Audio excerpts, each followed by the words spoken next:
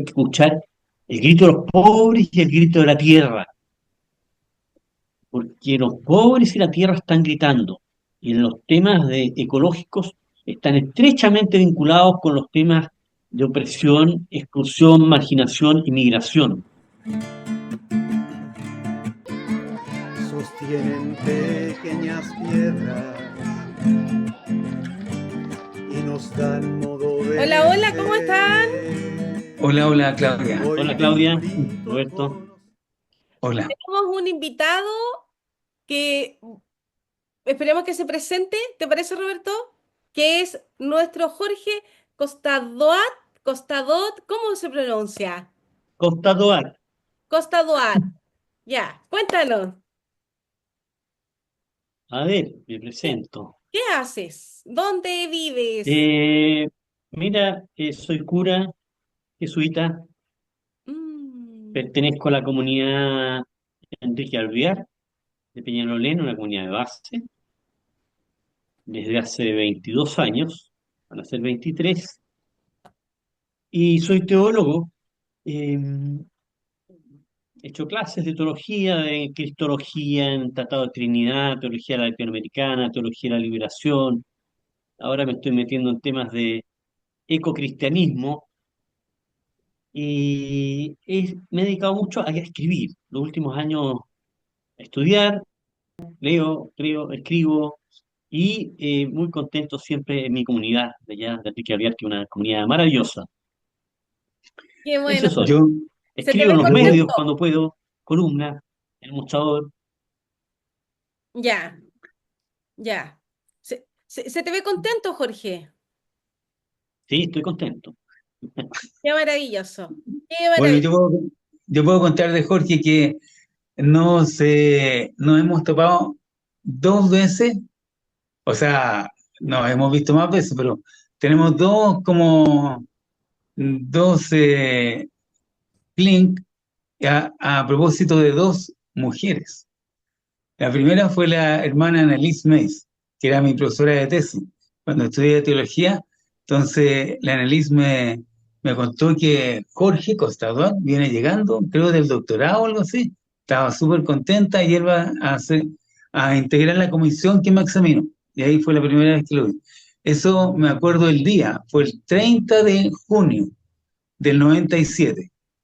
Sí, me acuerdo. Sí, esa fue la Tú primera estabas vez. a punto de irte de misiones. A Mozambique, sí, pues, Estabas a punto de irte de misión a Mozambique. eso fue un día lunes y yo me fui el jueves. Sí, Claro, sí me acuerdo. sí.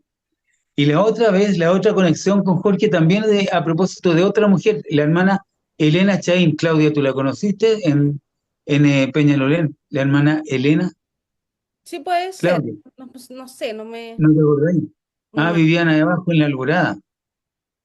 ¿Te acordáis de la Sandra San Martín, la que entró a monja Sí, o no? sí, ya de ellos sí me acuerdo, sí. Ya, de esa comunidad. Ya. Entonces la hermana Elena, lo que se llamaba la toma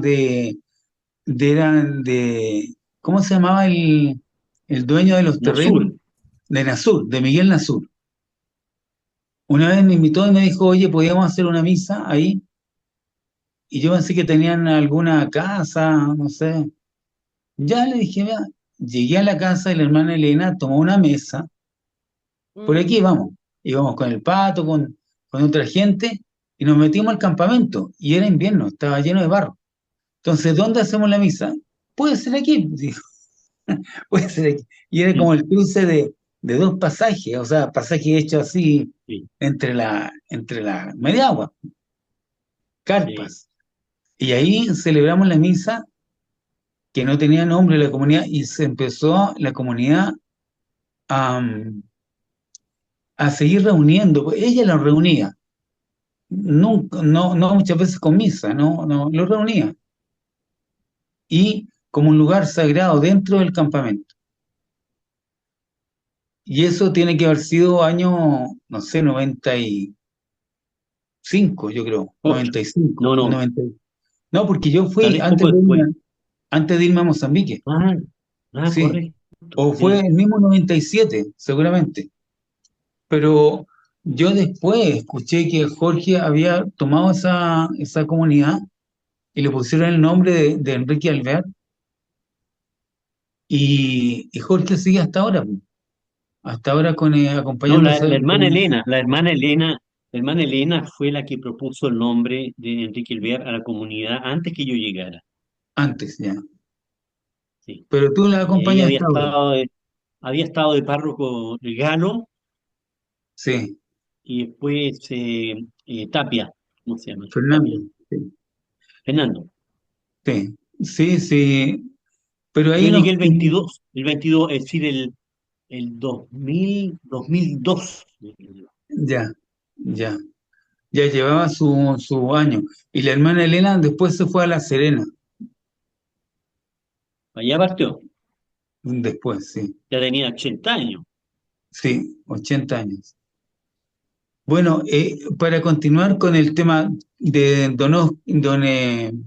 Clotario Blest y después del sindicalismo, con la sindicalista del capítulo pasado, yo quería preguntarle a Jorge, ¿cómo puede ser de que los pobres, porque don Clotario Blest hizo lo que hizo por, por el Evangelio, o sea, por Jesús, que Jesús fue obrero y no rey.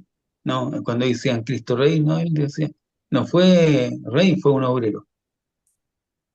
Entonces, los pobres como lugar, desde donde se puede hacer teología, que es, teología es como la ciencia de lo que podemos conocer o saber de Dios. ¿Qué te parece a ti, Jorge? A ver, Pero, se a ver, usa mucho la expresión lugar teológico. como para enfocarnos un ¿Cómo? poquito, ¿qué es pobreza? ¿Qué Es entendemos que por eso es pobreza? otro tema. Es, es que ahí nos vamos para otro lado. No, la pobreza es ¿Ah? relativa al entorno, los que están perjudicados respecto de su entorno. Estamos hablando de pobreza material. No, cualquier pobreza puede Oye, ser, pero a ver, vamos por partes. Vamos a la primera pregunta primero. Son dos preguntas distintas. ¿Ya? ¿Vamos? Sí, Ya. A ya. ver, a la primera, el lugar teológico. ¿Por qué se usa la expresión lugar teológico para hablar de los pobres o del mundo popular o de las mayorías pobres en Chile, América Latina? La expresión es una expresión bien antigua en teología y tiene que ver con aquellos lugares en los cuales Dios se revela. ¿Eh? Y en eso, por mucho tiempo se entendió que era fundamentalmente la Biblia y la tradición de la iglesia. Ajá. Ahora, después, en los últimos años, las últimas décadas, podríamos decir, en el postconcilio, se consideró que el lugar teológico podría ser eh, la historia misma, las personas, los movimientos sociales en los cuales Dios se puede estar revelando hoy en el presente. No solamente, no se trata de textos, sino de personas. Y por eso entonces hablar de los pobres como lugar teológico es reconocer que en ellos Dios está hablando. Ahora, todo lo mismo, ¿cuáles son los pobres? Por lo que tú preguntabas. Bueno, hay muchas maneras de ser pobre. ¿Eh? Todo desde un punto de vista de las indicaciones evangélicas, los pobres son fundamentalmente todo tipo de oprimidos.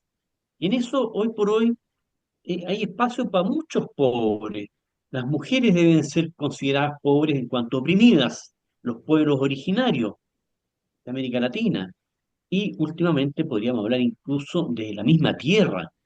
La tierra está hablando. Fíjense ustedes como dice el Papa en Laudato Si, la encíclica sobre la creación, se cumplen 10 años de la encíclica, una encíclica maravillosa. Dice que hay que escuchar el grito de los pobres y el grito de la tierra, porque los pobres y la tierra están gritando.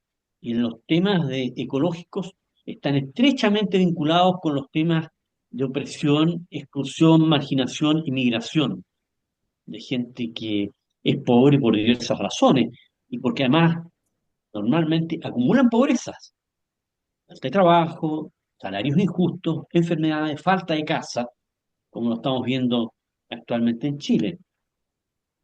Si no hubiera tomas de terreno, ¿cuánta gente no tendría casa en Chile hoy día? Y así en De América hecho, Latina es la misma historia. sí, yo vivo en una población que partió de la toma, en la bandera, una toma de terreno, de un fondo. Claro. Bueno, de hecho nuestra comunidad empezó ahí. Yo creo que tenemos viva conciencia que una toma no se hace sin la gracia de Dios. Eso suena muy duro en otras partes, pero es verdad. La tierra ha sido dada para todos los seres humanos, digamos así. Y a todos nos ha dado, en principio, las posibilidades de vivir humanamente. Entonces, ahí está el Evangelio hoy día. ¿Y qué pasa que no, qué pasa? Por qué no hay alguien que no tiene dónde vivir si vino a este mundo? Bueno, ese no es su problema, es nuestro problema. Los demás, los que tenemos casa, que él no está en condiciones normalmente de luchar, es decir, viene a este mundo a veces sin nada, o porque la vida se va complicando. No puede ser que haya gente que no tenga dónde vivir, no puede ser. Mm. Y esa es palabra de Dios. O sea, ahí hay una pregunta de Dios, de Jesús, un desafío de Él. O sea, es divino. El, el hecho de la pobreza, desde ahí se puede descubrir a Dios, o hay gente que dice eso mismo indica que no hay Dios, po, que hay esa injusticia tremenda. Mira, eh, los teólogos de la liberación de América Latina decían, con los pobres contra la pobreza.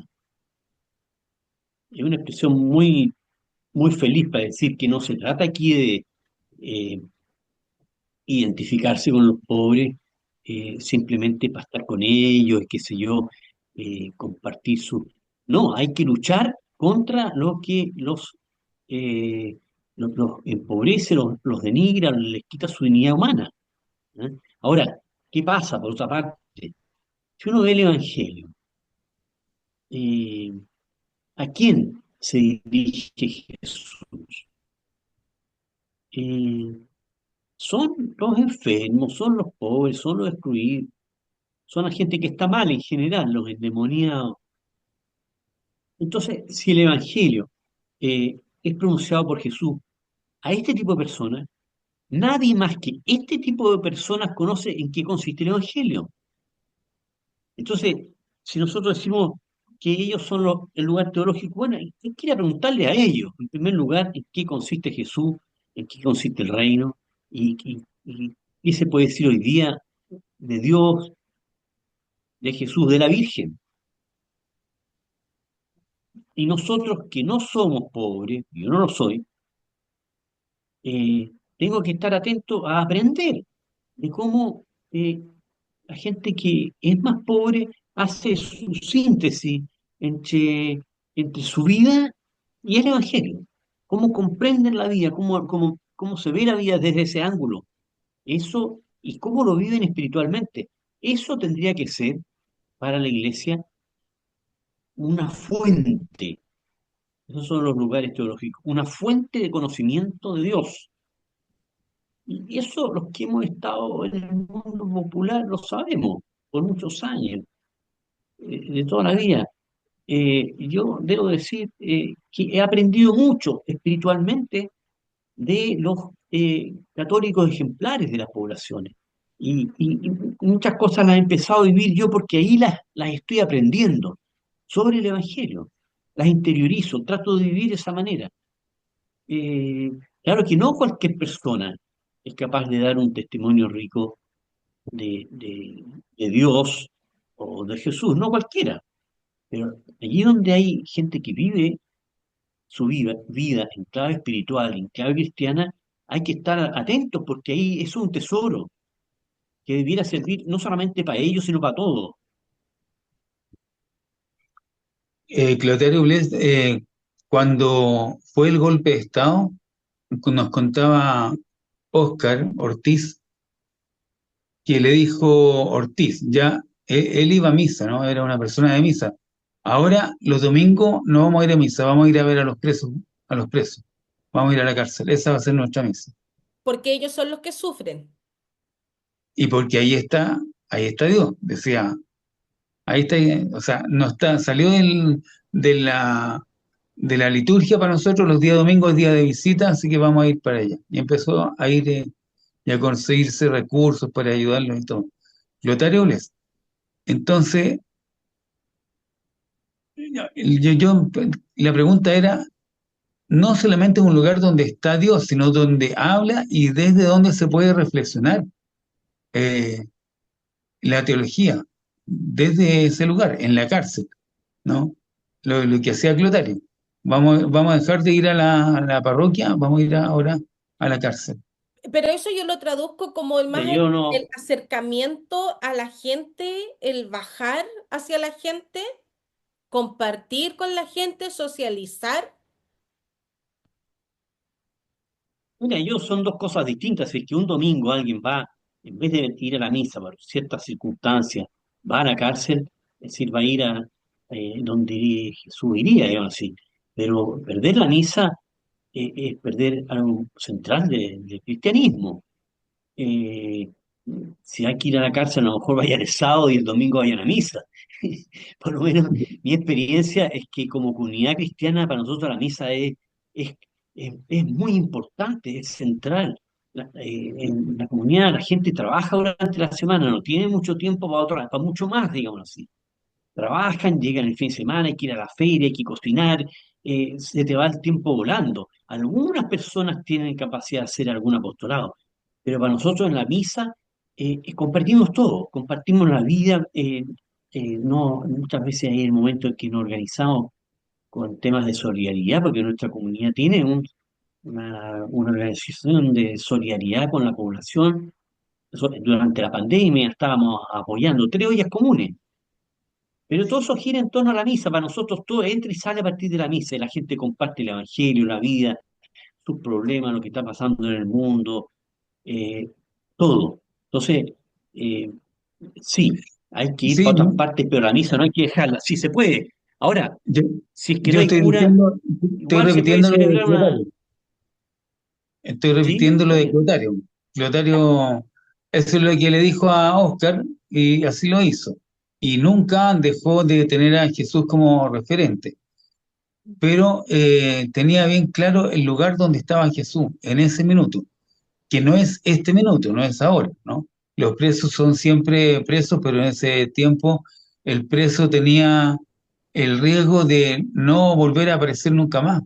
Ya. ¿Mm? Pero yo eso lo interpreto, Roberto y Jorge, como que él criticaba, y él por eso es que hacía esa crítica, era que la iglesia tenía que compartir con la gente, sentir con la gente, y como en el fondo era como socializar con la gente, empatizar más con la gente, sobre todo en esa época. Entonces yo creo que por ahí era el mensaje de Clotario Blest y que por eso decía, debe estar en la iglesia, vayan a ver al que sufre allá no sé, en la cárcel. Y a lo mejor, no sé, hacer las misas desde la cárcel. Eso es lo que yo entiendo. El tema es que, si bien es cierto, partimos como que efectivamente que la misa es algo esencial, que dice Jorge, una ceremonia esencial por toda la ritualidad que conlleva y por todo lo que nos conecta con Dios, ya con esos ritos que tiene, pero ¿cómo lo acercamos a la gente? Sobre todo en esta época Bueno, que la gente por de ha pronto, sido reticente a la sí, iglesia. sí, por de pronto la misa eh, tendría que ser un lugar en el cual eh, los más pobres participen como dueños de casa y no como invitados. Entonces hay que generar las condiciones para que eso ocurra. Ahora, independientemente de la misa, de la oración, del rito, que tiene 2000 años, la iglesia en 2000 años siempre ha reconocido en los pobres, en los mendigos, en los marginados a Cristo.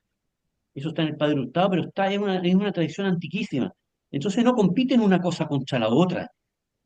Y en todo caso, en determinadas ocasiones, eh, por decirlo así, la misa se puede suspender para atender alguna necesidad. A mí me pasó una vez una cosa bien impresionante.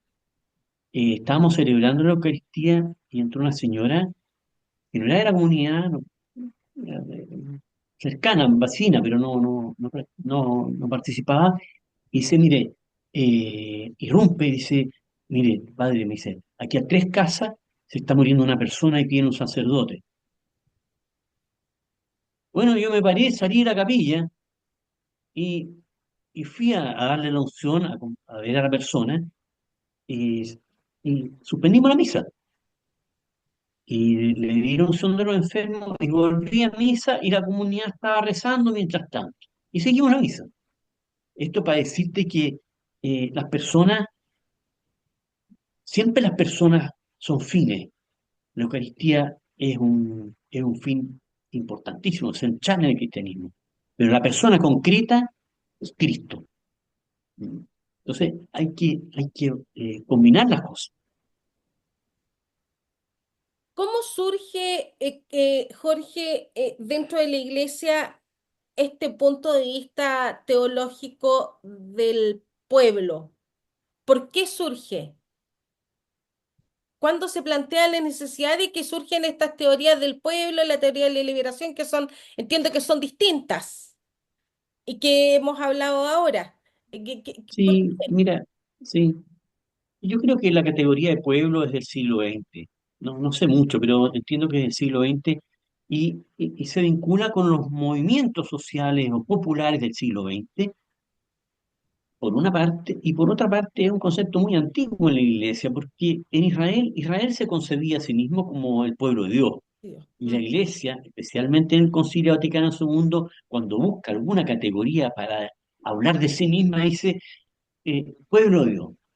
Y dedica todo un capítulo a ese, en Lumen Gentium, que es un gran documento sobre el dogma de la iglesia, dice, no, fundamentalmente la iglesia es un pueblo de Dios.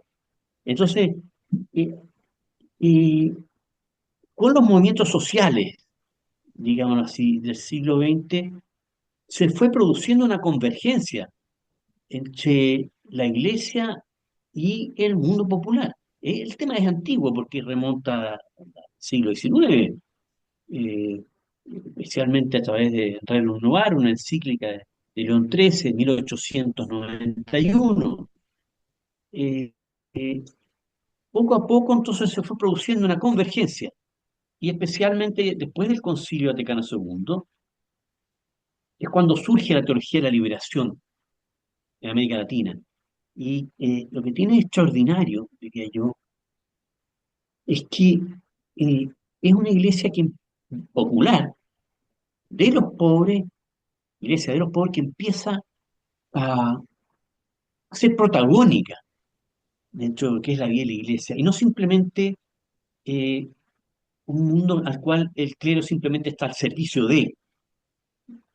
En las comunidades eclesiales de base, lo que se da ahí es precisamente eh, una iglesia popular que es protagónica y que tiene su autoridad y que a veces no tiene cura, igual funciona. Y en ese lugar, que yo quisiera subrayar otro punto, es donde empiezan a surgir teólogos. Los pobres no solamente comienzan a ser protagonistas en sus iglesias, empiezan a pensar por sí mismos. Y eso es un hecho inédito, yo te diría, en la historia de la iglesia. Lo que ha ocurrido en América Latina y el Caribe es una cosa única y que no puede desaparecer, y que en parte a veces está desapareciendo, y eso no debiera ser. No debiera ser porque es lo más rico de lo que es nuestra experiencia latinoamericana como iglesia. Sí, también la palabra liturgia es acción del pueblo. O sea, el origen filológico de la liturgia es acción del pueblo. Eh, por otro lado, Jesús, cuando de entre los discípulos, que eran muchos, escoge a los apóstoles, los escoge como gente del pueblo, gente en su lugar de trabajo, como los Pedro, Andrés, los pescadores y los demás. No hay gente de la élite. Una Sí, cosa sí. que en nuestra experiencia ha sido muy interesante, y es que como comunidad cristiana, que surge como una comunidad muy popular, siempre hubo conciencia de que nosotros no podíamos ser una comunidad cerrada. cerrada a los puros pobres, nada. Y hoy por hoy tenemos una comunidad que está abierta a distintas clases sociales y convivimos y vivimos, estamos pendientes unos de otros, de distintos sectores, y eso es posible. Y Sí, eso sí. fue pedido por la misma gente de la comunidad, que no nos hiciéramos grupo aparte, que no nos fuéramos como una secta, todos en lo mismo. Estamos abiertos, el que quiere llega, el que quiere se va, es súper abierto, Sí, pero sí, sin sí. perder el enfoque. Yo digo la experiencia de Jesús. O sea, Pedro y los discípulos seguramente eran analfabetos, ¿no? Eran, muchos de ellos eran de clase popular. Eh, Ahora, cuando se dice la opción por los pobres, una vez un amigo me dijo, sí, tú hablas de la opción por los pobres, pero los pobres no tenemos opción. No, no, no tenemos opción. Un amigo que ahora es cura, ¿no? En el seminario me dijo eso. Eh, claro, y me deja cuestionado siempre, ¿no? ¿Por qué? Eh, porque yo digo, más bien la opción por los pobres, no, la opción con los pobres. Una cosa que sea así.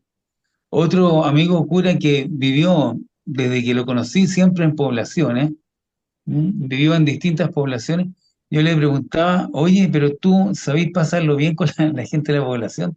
Cuando tú eliges a tus amigos para irte de vacaciones o para jugar, qué sé yo, las cartas o para tomar mate, ¿te vas a las casas de la gente de la población o no? ¿Son tus amigos o no?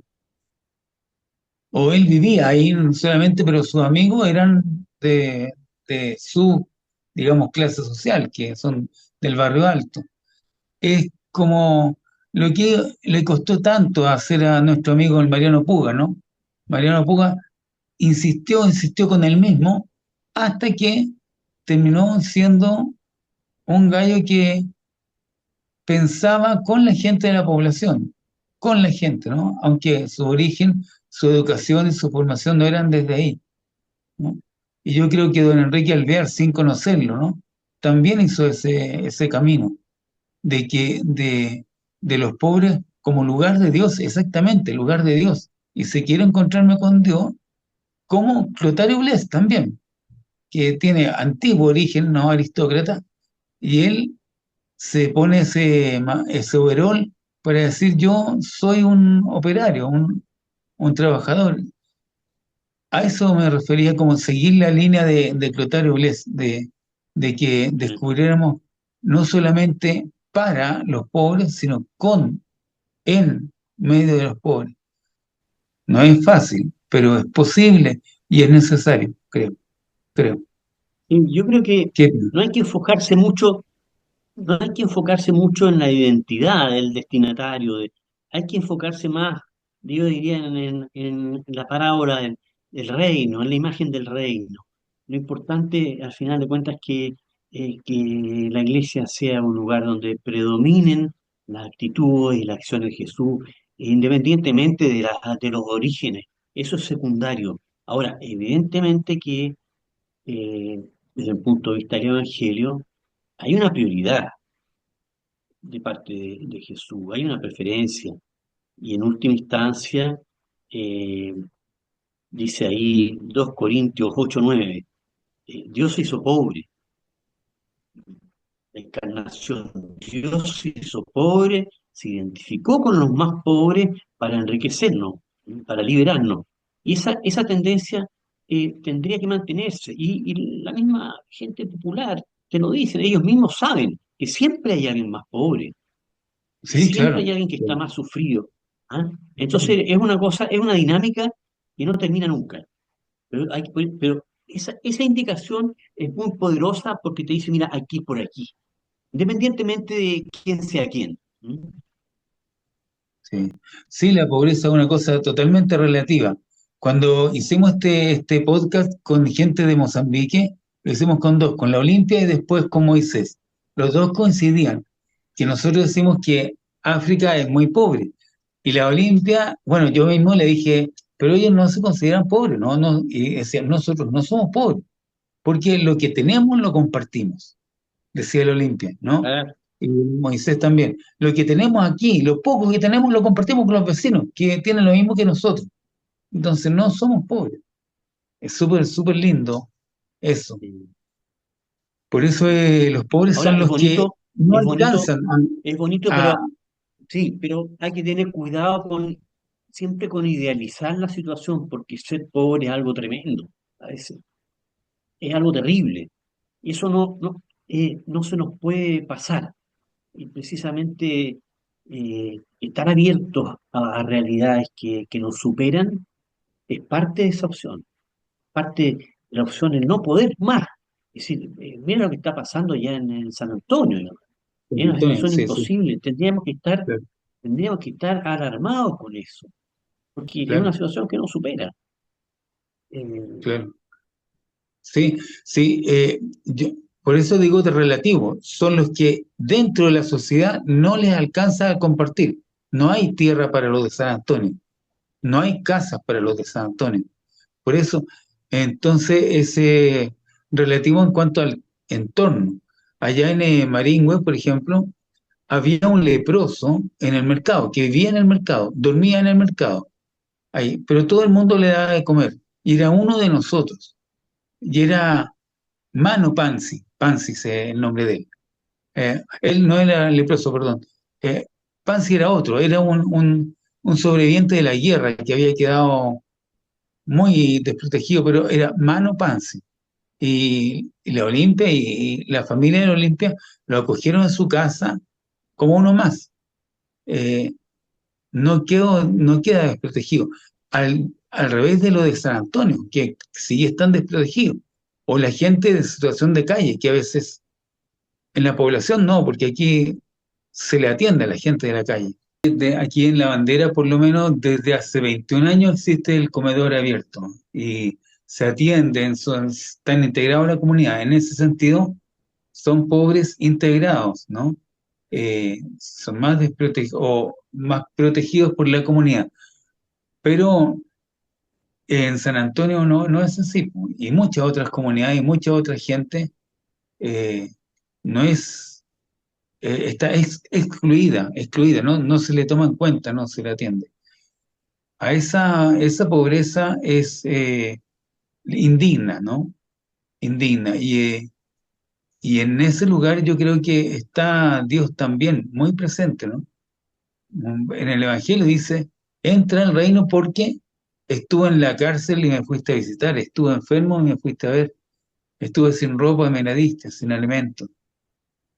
En fin, eso es, eh, eh, es- no sé qué más Yo, puedes decir. yo tengo una duda, aprovechando que tenemos acá a Jorge, porque por ahí leyendo el tema de la teología, yo entiendo que el Papa Francisco, nuestro actual Papa, sería de esa corriente, ¿cierto?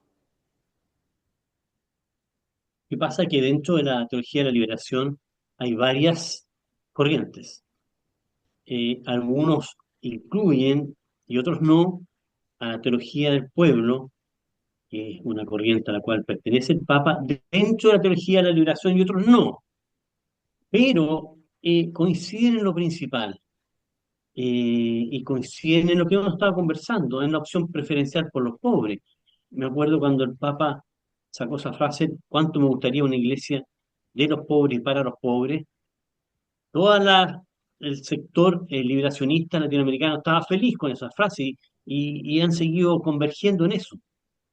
Y en términos concretos, ¿cómo ha aplicado la Iglesia esa, por decir, tal como tú dices, Jorge, esta corriente? ¿La ha aplicado, no la ha aplicado? ¿Cómo lo ha hecho? ¿En qué obras ha Yo no hecho? tengo, sí, no tengo herramientas para medir eso, Ujú. pero ciertamente la iglesia donde está, lo que pasa es que no siempre sale en los medios. Sí. En, en muchos lugares, o la mayoría, o todos, quién sabe, siempre hay algo de solidaridad, de ayuda. ¿Eh? Eh, y yo lo que lamento es el debilitamiento y la desaparición de las comunidades eclesiales de base. Eso lo lamento mucho, porque ahí se concentraba lo que era un catolicismo popular, liberacionista, donde los pobres han sido verdaderos protagonistas de la iglesia.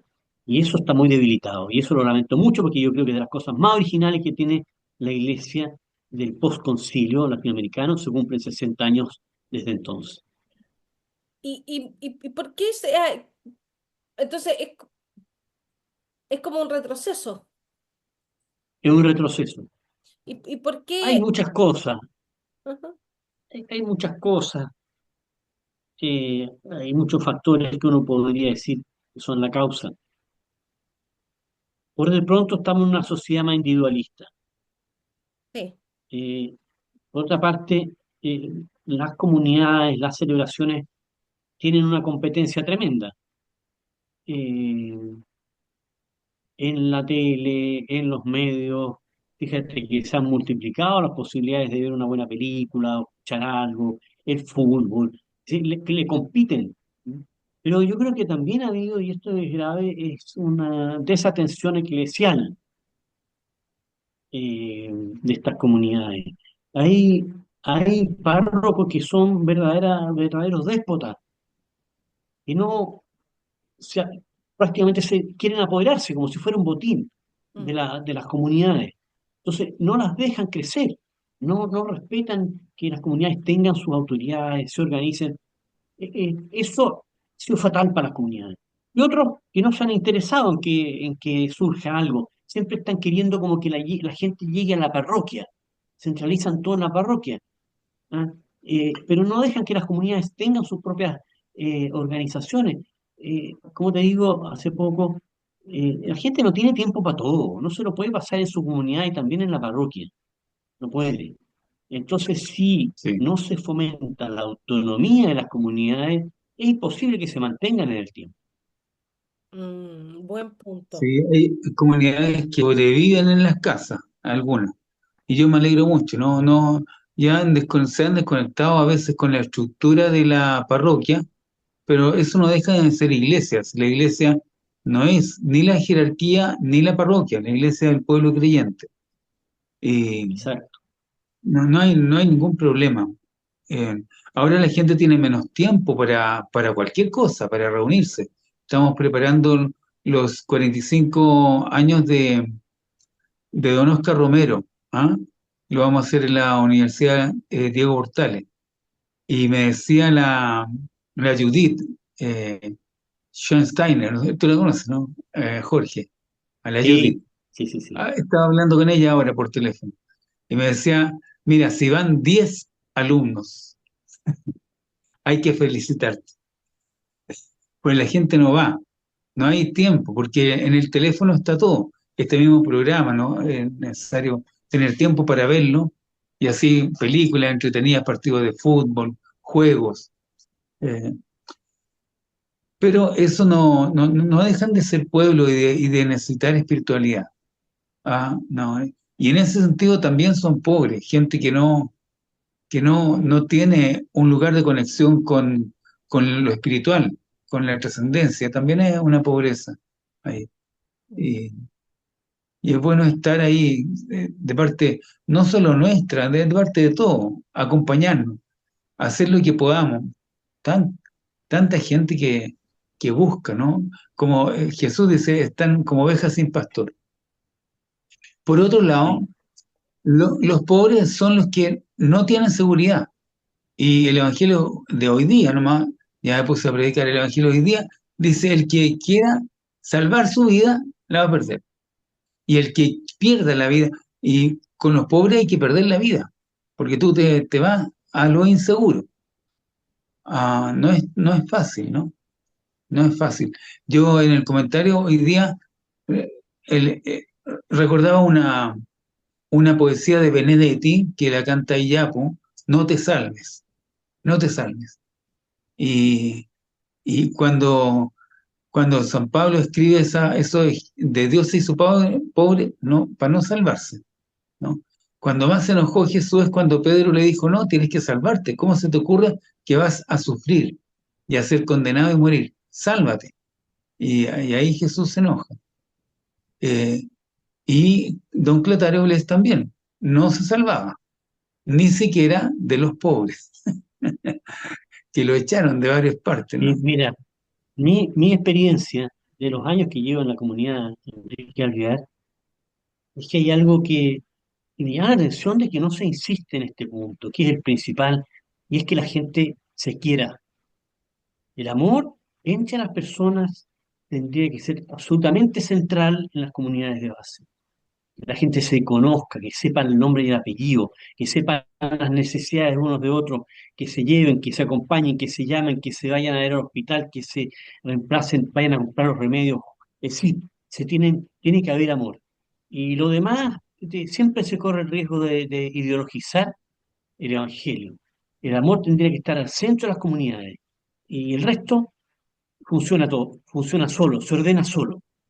Esa es mi experiencia. Mm. Sí, es verdad, totalmente verdad.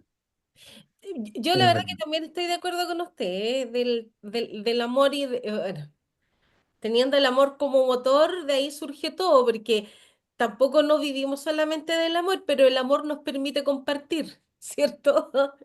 Sí. Entonces, porque no es un tema de, o sea, porque hablaba Roberto del tema de África, que ellos no tenían esta pobreza espiritual, ellos eran felices y compartían, pero también hay un tema de pobreza material que no es bueno tampoco.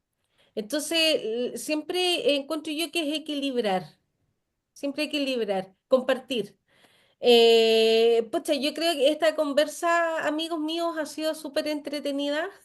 Yo no sé si Jorge quieres agregar algo más para empezar a despedirnos. Roberto, algo más. Mira, en Y este no hay que momento me perder el están norte. avisando en mi comunidad que Dime. una, una fundadora de la comunidad que estuvo a punto de morirse el año pasado porque la operaron mal y ahora la están, pero la operaron hoy día. Está saliendo adelante. Pero es interesante que toda la comunidad está pendiente. Y lo que ayuda mucho es el WhatsApp. Es decir, el WhatsApp, el chat de la comunidad, los chats son muy interesantes porque ahí la gente se puede expresar con mucha libertad y se comparte muchísimo de que son las necesidades. Y las necesidades, yo te digo, principalmente es rezar por otras personas. Hay gente que no pertenece a la comunidad, pero dicen, es la comunidad la que puede rezar por nosotros. Entonces, hay cosas muy bonitas, que hay muchas posibilidades también. Oye, yo quería darle las gracias al Jorge porque, pucha, el Jorge es un maestro, es un profesor maravilloso que hoy día nos enseñó mucho, mucho, por lo menos a mí. Yo creo que podríamos hacer otro, porque es cabezón el Jorge. Entonces, sí, porque de verdad. Así es que yo creo que podríamos aprovecharte más, si tú quieres. No, En- yo feliz, yo feliz. muchas gracias, de verdad, muchas gracias Gracias a ustedes dos, gracias por la invitación. sí, gracias Ya, por compartir tus conocimientos, ¿ya? Así que ya, pues chiquillos, nos Ya, vemos en la próxima abrazo. semana con otro tema, ya, ¿sí? Abrazo, con- abrazo bien apretado. ya. Y recuerden compartir y darnos like al programa. Sí, Y suscribirse importante el mail. suscribirse para Sí, que lleguen ahí las notificaciones de los programas nuevos. Compartan este programa que es todo súper Mándanos, rico. mándanos el contacto para hacerle propaganda, po, De todas sí, maneras, sí, ¿ya? sí. de todas las entrevistas que han tenido. Que han estado Ya, súper son entretenidas. muchas. Ya Sí, llevamos un año. sí. ¿Ya? Ya, Esta chiquillos, es la número como Pequeñas 45, parece. creo que piedras sí. Ya, Ya. cuídense. Un abrazo Chao, grande chao. y y tengan un nos muy buen dan fin Chao, de modo semana. de gracias. Chao, ser. Chao, que chao. nos vaya bien. Chao. Chao. Hoy te invito a conocer y profundizar también lo que nace de la fe y de la simple sabiduría del pueblo de Dios que un día supo demostrar su empeño. Partimos de lo pequeño, Dios nos da ese don, porfía. Pequeña piedra, oído, para poder discernir